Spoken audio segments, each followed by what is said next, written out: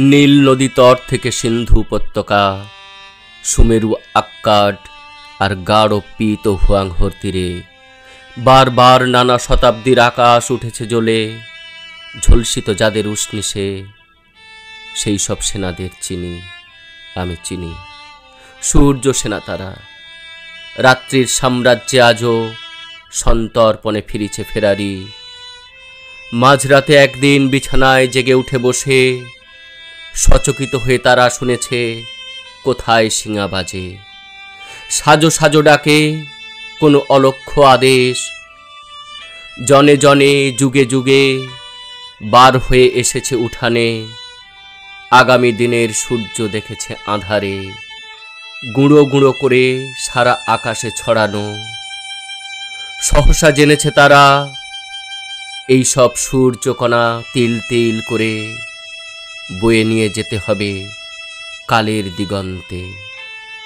রাত্রির শাসন ভাঙা ভয়ঙ্কর চক্রান্তের গুপ্তচর রূপে এক একটি সূর্যকণা তুলে নিয়ে বুকে দুরাশার তুরঙ্গে সওয়ার দুর্গম যুগান্ত মরুপার হবে বলে তারা সব হয়েছে বাহির।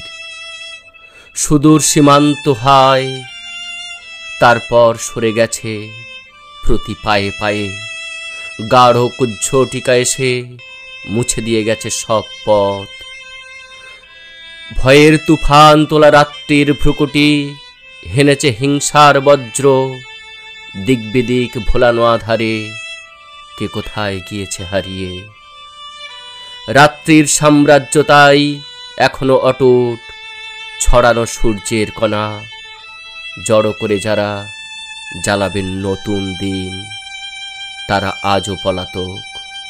দল ছাড়া ঘুরে ফেরে দেশে আর কালে, তবু সূর্যকণা বুঝি হারাবার নয়।